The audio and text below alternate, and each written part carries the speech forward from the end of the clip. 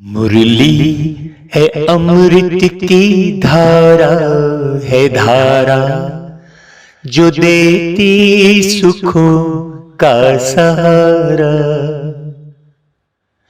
मुरली है अमृत की धारा, है धारा जो देती सुखों का सहारा। भूले जीवन में हो जाए बाबा मुरली में समझाए, तुम्हें देवता बनना है प्यारा, देखो गलती न करना दोबारा। मुरली है अमृत की धारा, है धारा जो देती सुखों का सहारा। जब से मैंने होश संभाला तब से मैं अपने परिवार में, समाज में और भी सर्वत्र ये देखता आ रहा हूँ कि लोग भगवान को तलाश रहे हैं और भगवान को खोजने के लिए न जाने कहाँ कहाँ भाग रहे हैं। वर्षों से मैं देखता आ रहा हूँ और ये भक्ति हमारे परिवार के बुजुर्ग और उसके पहले जितने भी थे सब सुनते आ रहा हूँ। मीराबाई के ज़माने से है, रानी दुर्गावती के ज़माने से, लक्ष्मीबाई के ज़माने से और भी बहुत वर्षों से तो लोग भक्ति करते आ रहे हैं और भगवान के लिए कहते हैं कि अगम निगम का भेद खोले। रात रात जागते हैं, उपवास करते हैं, कितने कर्मकांड करते हैं, तीर्थ करते हैं, कितना भटकते हैं, कितना कष्ट उठाते हैं भगवान को पाने के लिए। तो सोचो, जो भोलानाथ बाबा हैं, जिनके लिए गीत गाते हैं कि भोलेनाथ से निराला, गौरीनाथ से निराला कोई और नहीं, तो सोचो क्या वो इतना कष्ट देंगे बच्चों को? तो अभी वो भोलानाथ बाबा भक्तों को भक्ति का फल देने, उन्हें अगम निगम का भेद सुनाकर मुक्ति जीवन मुक्ति का वर्षा देने आए हैं। तो बाबा कहते हैं, मीठे बच्चे, 21 जन्मों के लिए राजाई पद की प्राप्ति किन बच्चों को होती है और प्रजा में कौन जाते हैं? देखो, परमात्मा धरती पर आकर जन्म जन्मांतर संवारते हैं। क्यों? क्योंकि मनुष्य आत्माएं जन्म जन्मांतर परमात्मा को पाने के लिए तरस रही होती है। एक जन्म पूर्ण होता है, भगवान नहीं मिलते, दूसरा जन्म पूर्ण होता है, भगवान नहीं मिलते। सोचो भाई, सूर्य जैसे प्रकृति में उदित होता है तो रात को 12 बजे थोड़ी उदित हो जाएगा भाई। वैसे ही ज्ञान सूर्य परमात्मा भी अपने समय पर आते हैं। तो 21 जन्मों की राजाई देते हैं। तो वो 21 जन्मों की राजाई कौन से बच्चे प्राप्त करते हैं भाई? जो मातेले बन प्यारे प्यारे शिव बाबा पर पूरा पूरा बलिहार जाते हैं, है ना भाई? दुनिया में बलि चढ़ जाते हैं। जबकि बाबा क्या कह रहे हैं कि पूरा पूरा बलिहार जाना। जैसा बाबा बोल रहे हैं वैसा करना, जैसे मेरे बाबा हैं वैसा बनना। बाबा कैसे हैं? शांति के सागर हैं, प्यार के सागर हैं, आनंद के सागर हैं, ज्ञान के सागर हैं। वैसा ही बनकर दिखाना। तो जो ऐसे बलिहार जाते हैं उन्हें राजाई पद प्राप्त होता है, और जो सौतेले हैं, बलिहार नहीं जाते हैं, हाँ अपनी मनमत पर चलते हैं, दुनिया के राग रंग में पड़े रहते हैं और इधर बाबा बाबा भी कहते रहते हैं, वो पूरे के पूरे 21 जन्म ही प्रजा में चले जाते हैं। तो बाबा कहते हैं कि तुम श्रीमत पर चल, अपने ही योग बल से राजाई का तिलक लेते हो। सोचो, मतलब तिलक आपको कोई और देता नहीं है, अपनी योग्यता के बल पर, अपनी समझ के बल पर, अपने प्रेम के बल पर, दानी प्रवृत्ति के बल पर, है ना भाई। देने की भावना, हाँ वो ताकत भी होनी चाहिए, नहीं तो व्यक्ति के जेब से 1 रुपया नहीं निकलता। देने की पूरी बलिहार जाने की भावना, जब दे रहे हैं तो देने का भान नहीं है कि मैं इतना दे रहा हूं। सोचो, ऐसे बच्चे राजाई का तिलक लेते हैं। बाकी यहां हथियार आदि की तो बात ही नहीं है भाई, कोई राजाई छीनना नहीं है, एन कैन प्रकारण साम दाम दंड भेद लगाकर आजकल लोग राजाई को छीनते हैं, ठग कर कुर्सी हथियाते हैं। तो न तो कोई चीज हथियाने की बात है और न यहां हथियार की बात है। बाबा कहते हैं तुम्हें तो बुद्धि योग बल से माया जीत जगत जीत बनना है। मतलब जब तुम अपने अंदर के विषय विकारों से जीत हासिल कर लेते हो तो जगत जीत बन जाते हो, है ना भाई। तो ऐसे भोलेनाथ बाबा हैं। देखो क्या कहते हैं, भक्तों की रक्षा करने वाले, कहते हैं ना भाई, भक्तों का रखवाला। तो जरूर भक्त कोई आफत में आए हुए हैं ना भाई। तो रक्षा किसकी होती है? जो आफत में फंसा हुआ है। तो इन भक्तों के रक्षक हैं शिव बाबा। तो कौन सी आफत में फंसे हैं भाई सब? सब विषय विकारों के चंगुल में फंस गए हैं। तो भक्तों को भक्ति का फल जरूर मिलता है भाई, मेहनत तो करते हैं ना, है। तो कायदा कहता है कि पुरुषार्थ से प्रारब्ध मिलती है। और अब तो भाई इस दुनिया में पुरुषार्थ कराने वाले सब आसुरी संप्रदाय के हैं, तो कौन किससे पुरुषार्थ कराए भाई। वास्तव में पुरुषार्थ कराने वाला चाहिए कोई बहुत अच्छा, सच्चा। तो सच्चा और अच्छा पुरुषार्थ तो सिर्फ एक भोलानाथ शिव बाबा ही कराते हैं भाई। जिस्मानी लौकिक माँ बाप जो होते हैं, जो टीचर होते हैं, वे तो सभी हद का पुरुषार्थ कराते हैं। एक टीचर पढ़ाएगा तो 1 क्लास पढ़ाएगा, 2 क्लास पढ़ाएगा, है ना भाई, 1 जन्म पढ़ाएगा। बाकी बेहद की नॉलेज तो कोई नहीं दे सकता भाई। आदि मध्य अंत की तीनों लोकों की नॉलेज है। भले कोई बैरिस्टर जज बनेंगे, फिर दूसरे जन्म में फिर नए सिर से पुरुषार्थ करना पड़ेगा। जन्म जन्मांतर तो बैरिस्टर कायम नहीं रहेंगे ना भाई। तो प्रारब्ध तो कुछ बनी नहीं। अब गुरु भी करके मान लो कुछ सिखलाते हैं, शास्त्र सुनाते हैं, परंतु वह भी तो अल्पकाल का सुख मिला ना भाई। प्रारब्ध तो कुछ बनी नहीं ना। आत्मा में जन्म जन्मांतर का ज्ञान तो भरा नहीं ना भाई, कि मैं आत्मा परम धाम जाऊंगा, शांति के सागर के पास जाऊंगा, वहां से फिर सतयुग आऊंगा, मुझ आत्मा को सतयुग का निर्माण करना है? मुझ आत्मा को अपने अंदर रूहानी प्यार भरना है। ऐसा ज्ञान कहाँ बताते हैं कोई?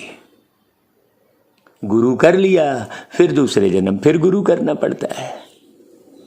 तो ये है भोलानाथ सतगुरु।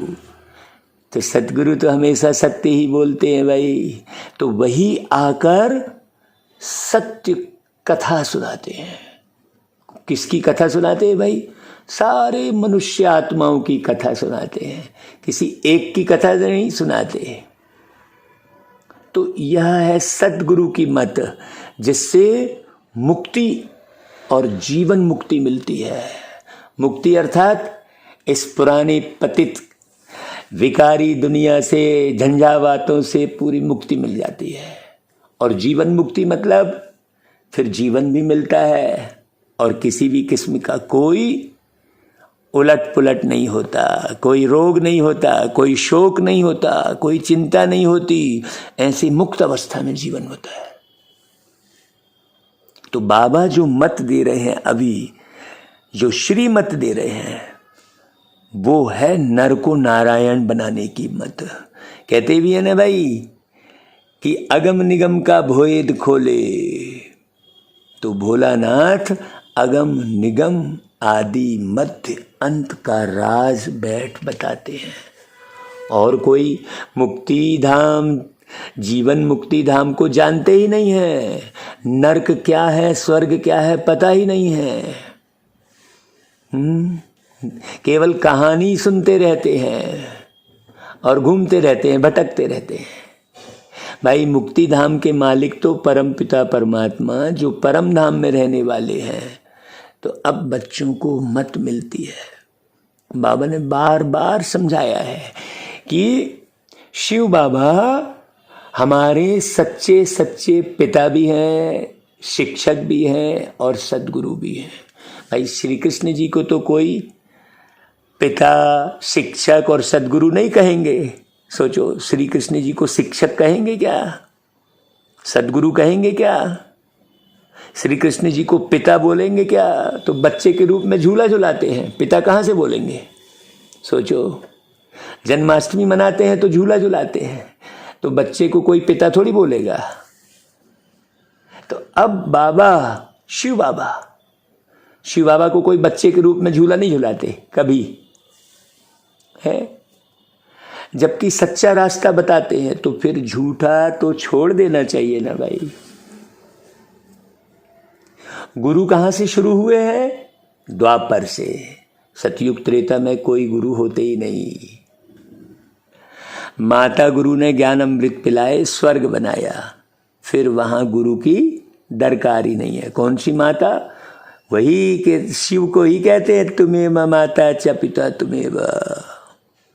तब देखो, बाबा कहते हैं तुम बच्चों को कितनी अच्छी मत देता हूं। सबको युद्ध के मैदान में बाबा ने खड़ा किया है। भाई कौन सा युद्ध का मैदान है? कि 5 विकारों पर जीत पहनो और फिर ऐसे श्री कृष्ण के समान देवता बनो। ऐसा कोई बोलेगा क्या भाई? सोचो। तो हम जानते हैं यह श्री कृष्ण माया जीत बन जगत जीत, अर्थात जगत का प्रिंस बना, है ना भाई। श्री कृष्ण के चित्र को हाथ में उठाकर समझाते हैं। तो बाबा कहते हैं कि देखो, तुम बच्चियां जानती हो कि हम अभी युद्ध के मैदान पर हैं। कौन से युद्ध के मैदान पर हैं? काम रूपी राक्षस, क्रोध रूपी राक्षस, लोभ रूपी राक्षस पूरी दुनिया के मैदान में खड़े हैं। तो उन पर जीत पाना है और माया जीत, जगत जीत बनना है। जैसे श्री कृष्ण जो फिर श्री नारायण बने, फिर उनके साथ और भी सारी राजधानी थी, तो वह सब जरूर युद्ध के मैदान में होंगे ना भाई, जो माया पर जीत पाते होंगे। तो 5000 वर्ष पहले यह श्री कृष्ण भी अपने अंतिम जन्म में युद्ध के मैदान में थे। वैसे अब यह भी युद्ध के मैदान में है। तुम भी युद्ध के मैदान में हो।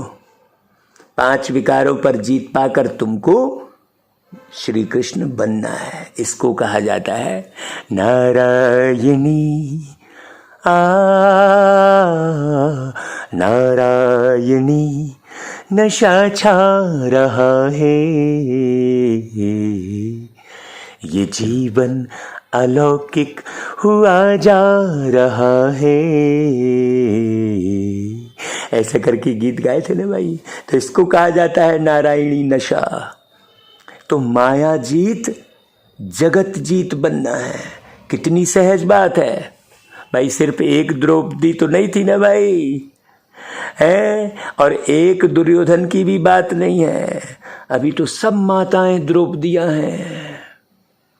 सबको प्यारे बाबा सत्यम शिवम सुंदरम बाबा सतयुग में ले जाकर नगन होने से बचाते हैं, है?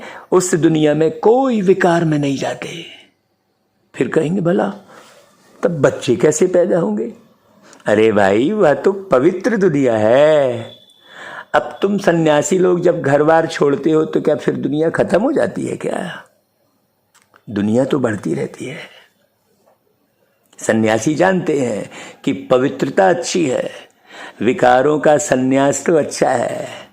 सन्यास करने वालों को सन्यास न करने वाले माथा टेक गुरु बनाते हैं। तो उस सच्चे सद्गुरु द्वारा यह माताएं गुरु बनती हैं, जिन्हों की ही विजय माला बनी हुई है। तो बाबा कहते हैं बच्चे तुम अच्छी रीति पढ़कर पद पाओ। अब प्यारे बाबा ने युद्ध के मैदान में खड़ा किया है। काहे के लिए खड़ा किया है? श्री कृष्ण जी के जैसा बनाने के लिए। देखो बात ही अलग है।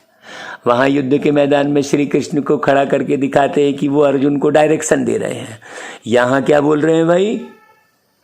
और वो युद्ध दिखा रहे हैं लश्कर वाला। और ये युद्ध है गुप्त युद्ध, है ना भाई? मानसिक युद्ध, बौद्धिक युद्ध, संस्कारों का युद्ध। और उस युद्ध में डिस्टर्ब कौन कर रहा है? काम विकार, क्रोध विकार।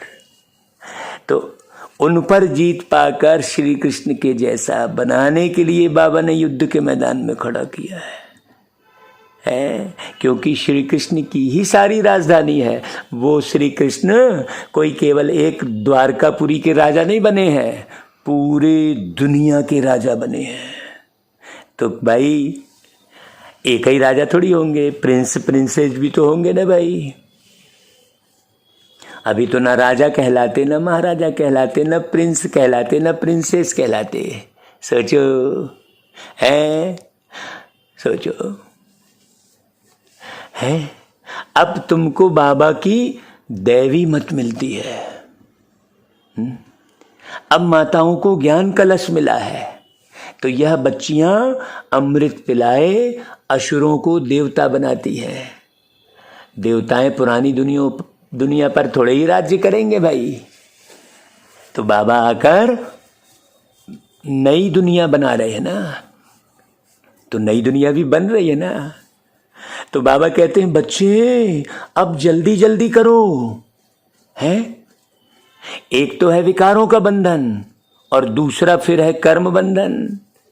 उनसे छूटने के लिए श्रीमत पर चलना पड़े। बाबा कहते हैं मुझे याद कर अशरीरी बनो। ऐसे नहीं कि आत्मा परमात्मा में मिल एक हो जाती है। ना कोई ज्योति ज्योत समाया है, ना समाने ही है, कोई नहीं समाता। आत्मा समा जाए तो फिर जड़ हो जाए ना भाई। आत्मा तो अविनाशी है, शरीर को विनाशी कहा जाता है। तो बाबा कहते हैं कि आत्मा मुझ परमात्मा के साथ योग लगाकर पवित्र बनती है। तो जब आत्मा पवित्र बनती है तो फिर शरीर भी पवित्र मिलेगा, बिल्कुल निरोगी। आत्मा पवित्र हो जाएगी तो फिर ये रद्दी वाला रोगी शरीर, पुराना खटारा गाड़ी सब खलास हो जाएंगे। फिर पवित्र तत्वों से पवित्र शरीर बनेंगे। यह शरीर पूजन लायक तो नहीं बनते। पूज्य तो सिर्फ देवताएं ही हैं, उन पर फूल चढ़ा सकते हैं। उन्हों को श्री श्री अर्थात श्रेष्ठ ते श्रेष्ठ कहा जाता है। भाई श्री श्री 2 बार क्यों कहते हैं? क्योंकि सूर्यवंशी लक्ष्मी नारायण है, ऊंच ते ऊंच। है ना भाई। वो आत्मा और उनका शरीर दोनों पवित्र हैं। उन्हों को 16 कला संपूर्ण कहेंगे। चंद्रवंशी है 14 कला, तो चंद्रवंशी को सिर्फ श्री कहेंगे, है ना भाई। लक्ष्मी नारायण को ऊंच टाइटल मिलता है, तो बनना क्या क्या है भाई? बनना है श्री श्री लक्ष्मी श्री श्री नारायण।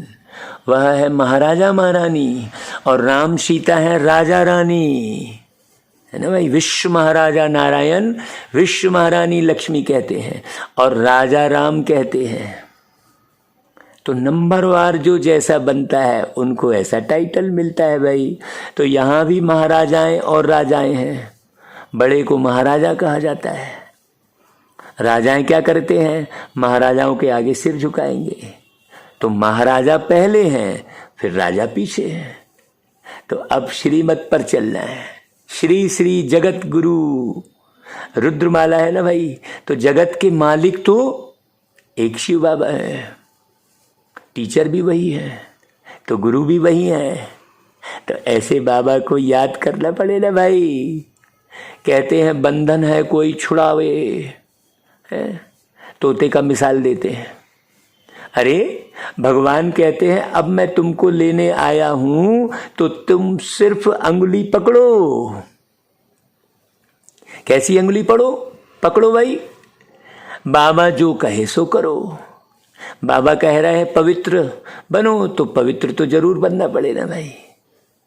बाबा कहते हैं इस कब्रिस्तान को क्या याद करना भाई, रहना भले यहाँ है, परंतु सिर्फ बुद्धि योग वहां लगाना है। अब बुद्धि वहां जाती ही नहीं है, बार बार बुद्धि इधर उधर भटकती है, तो उदास हो जाते हैं।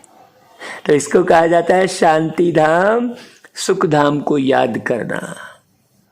नष्टो मोहा भी बनना है। जब तक आप नष्टो मोहा नहीं बनेंगे तो बार बार बुद्धि कहाँ जाएगी भाई? हम तो ऐसे थे, हम तो वैसे थे, हमारा बेटा ऐसा था, हमारा पति ऐसा था, हम तो इतने अच्छे रह रहे थे, वैसा वैसा ऐसा करेंगे, जबकि अच्छे बिल्कुल नहीं रहे कभी। पुराने दिनों को याद करते हैं तो अच्छा अच्छा बोलेंगे, हैं?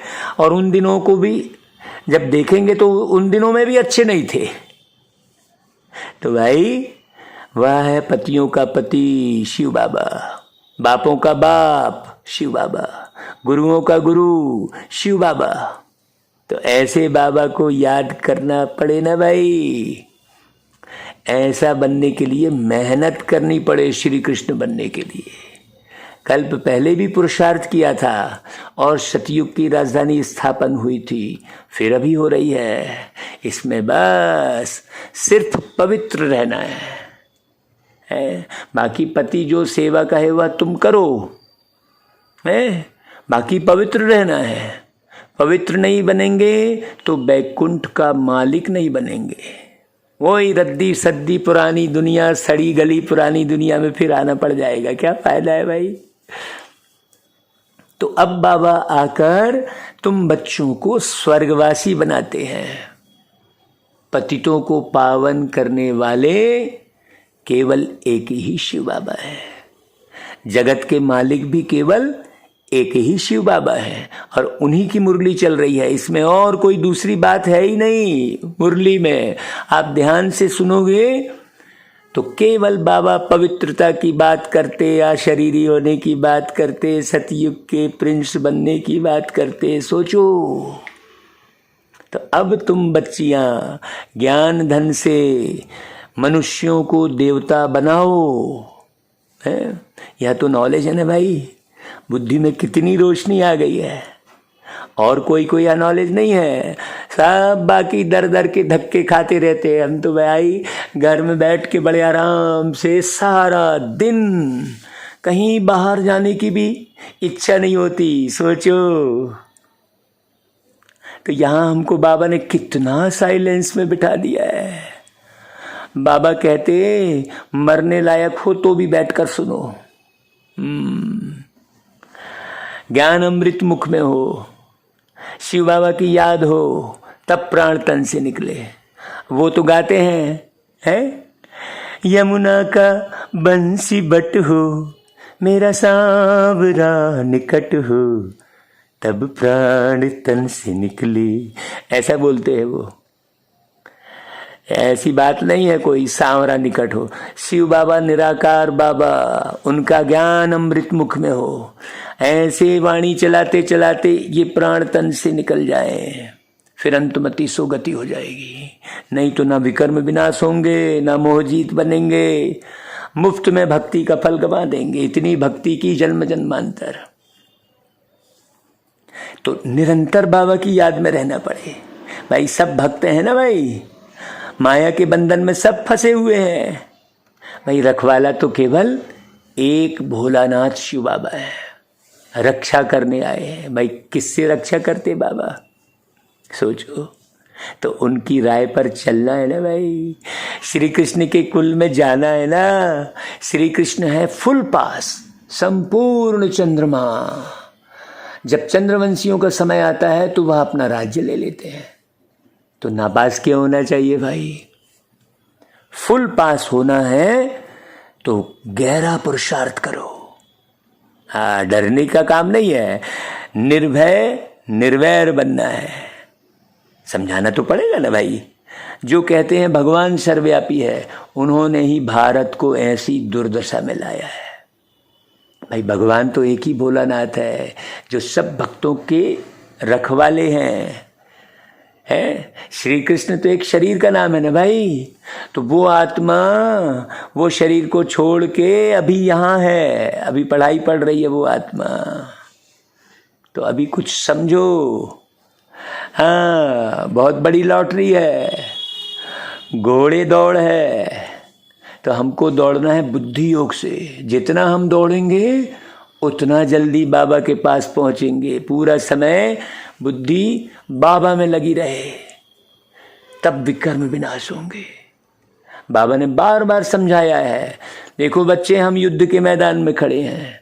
तो मनुष्य कहेंगे, अरे युद्ध के मैदान में खड़े हो, हथियार आदि कहाँ है भाई। तो भाई हमारे पास हथियार नहीं है। लोग कहेंगे हथियार कहाँ है जो तुम सारी सृष्टि पर विजय पाएंगे। तो बाबा ने एक्ट करके दिखाई भाई। हम बुद्धि योग बल से माया जीत जगत जीत बन रहे हैं। हम निष्ठा में बैठे हैं, अर्थात शिव बाबा की याद में है। हमारी बुद्धि बाबा के पास लटकी हुई है। तो पतियों के पति ने कहा है पतिव्रता बनना, और कोई को याद नहीं करना। योग लगाते लगाते परिपक्व अवस्था को पाना है भाई। कन्या भी अपने पति को याद करती है ना, तो वह तो है देहधारी। परमात्मा तो अशरीरी है, उनको बुद्धि से ही याद कर सकते हैं। देह अभिमान तोड़ देही अभिमानी बन जाएंगे। बुद्धि में चक्र तो फिरता रहता है। हम अपने स्वर्ग धाम जरूर पधारेंगे। जो जितनी पढ़ाई पढ़ेगा वो उसकी बुद्धि में वही चक्र घूमता रहेगा भाई। हमारी बुद्धि में तो सारा दिन सूर्यवंशी, फिर चंद्रवंशी, फिर वैश्य, फिर शूद्रवंशी बनेंगे। फिर बाबा आकर हमको शूद्र से ब्राह्मण बनाएंगे। ऐसे ऐसे अपने से बात करनी है। बच्चे लोग बगीचों में जाकर पढ़ते हैं, तुम भी एकांत में बैठकर शिव बाबा को याद करो। हमारा पुराना हिसाब किताब चुकता होगा, फिर हम राज्य करेंगे। अभी तो हमको लगता है कि बिल्कुल बाबा हमारे सब हिसाब किताब चुकतू करवा रहे हैं। बिल्कुल एक एक करके सब हिसाब किताब चुकतू होते जा रहे हैं। तभी बार बार मुरली में ही मन लग रहा है। मुरली के अलावा और कहीं मन ही नहीं लग रहा है। सोचो कैसा बना दिया बाबा ने। तो अभी हम युद्ध के मैदान में, फिर हम भारत पर अटल अखंड सुख शांति का राज्य करेंगे। अभी कोई नेता अभिनेता कोई सुख शांति का राज्य थोड़ी कर रहा है। बाबा कहते हैं वी आर एट वॉर, हम सब लड़ाई के मैदान पर हैं। यह है सारी योग बल की बात। इनमें तकलीफ तो कोई है ही नहीं, सिर्फ बाबा की श्रीमत पर चलना है। फिर तो ऑटोमेटिकली राजाई का तिलक लग जाएगा भाई। वरदान मिल जाता है, आयुष्मान भव, पुत्रवान भव। वहां धन आदि सब अकिचार रहता है। आयुष्मान मतलब लंबी आयु मिलती है ना भाई। पहले से साक्षात्कार होता है कि बच्चा आने वाला है, वहां मुख का प्यार होता है, विकार की बात ही नहीं है, वह है निर्विकारी दुनिया। हाँ, श्री कृष्ण देखो कितना फर्स्ट क्लास मीठा है। तो अब ऐसा बनना है भाई, तुमको तो पटरानी बनना है। मीरा तो सिर्फ भजन गाती थी, उनको भगवान थोड़े ही मिला, वह तो है ही भक्ति मार्ग। अभी मीरा भी कहीं ना कहीं होगी भाई, है, उसने भी ज्ञान लिया होगा। अगर पक्की भक्ति होगी तो हम भी द्वापर से भक्ति करते आए ना भाई, तो बुद्धि से समझना है शिव बाबा मैं आपकी हूँ, आपसे पूरा वर्षा लूंगी, मैं आप पर बलिहार जाती हूँ। तो बाबा भी 21 बार बलिहार जाएंगे।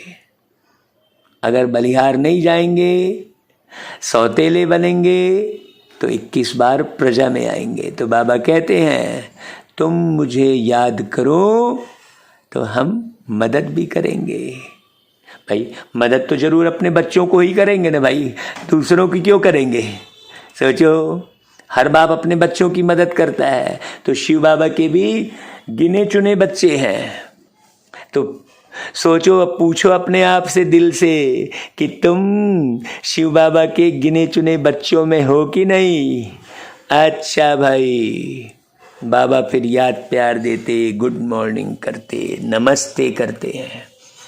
धारणा के लिए सार, माया पर जीत पाकर हमें श्री कृष्ण जी के समान जगत जीत बनना है।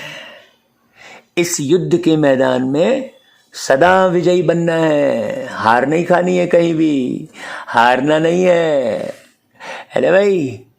अच्छा भाई, दूसरी पॉइंट, श्रीमत से स्वयं को विकारों के बंधन और कर्म बंधन से मुक्त करना है, अशरीरी बनने का अभ्यास करना है, बुद्धि योग की दौड़ी लगानी है। अच्छा भाई, वरदान, चेहरे द्वारा संपन्न स्थिति की झलक और फलक दिखाने वाले सर्व प्राप्ति स्वरूप भव। जो भी बात बोलो फलक से बोलो। हाँ, अगर तुम सही पुरुषार्थी होगे तो तुम्हारे मुख से ऐसे बोल निकलेंगे जो सब एक झटके में तुम्हारे बन जाएंगे। तो संगम युग के ब्राह्मण जीवन की विशेषता है सदा सुख शांति के, खुशी के, ज्ञान के, आनंद के झूले में झूलना, सर्व प्राप्तियों के संपन्न स्वरूप के अविनाशी नशे में स्थित रहना। चेहरे पर प्राप्ति ही प्राप्ति है, तो उस संपन्न स्थिति की झलक और फलक दिखाई दे, है ना भाई। जैसे स्थूल धन से संपन्न राजाओं के चेहरे पर भी वह चमक थी, यहां तो भाई अविनाशी प्राप्ति है, तो प्राप्तियों की रूहानी झलक और फलक चेहरे से दिखाई दे। अच्छा भाई, स्लोगन, खुश नसीब वह है जो सदा खुश रहकर खुशियों का खजाना बांटता रहे। अच्छा भाई, ओम शांति।